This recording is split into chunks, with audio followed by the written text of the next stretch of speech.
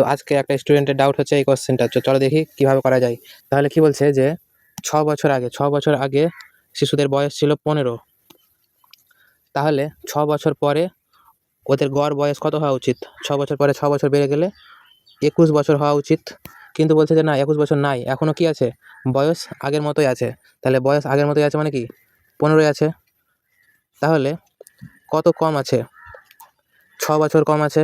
আর এই 6 বছর কম কেন আছে? কারণ এই বাড়িতে দুজন শিশু জন্ম হয়েছে। আর বলেছে যে শিশুদের বয়সের পার্থক্য হচ্ছে 2 বছর। তার মানে একটা শিশুর বয়স যদি এক্স হয়, তাহলে আরেকটা শিশুর বয়স হবে x+2। আর তার মানে এদেরই বয়স কত? এই দুজনের বয়সই হচ্ছে 6 বছর। তাহলে 2x সমান কত? 4। তার মানে এক্সের মান হয়ে গেল 2।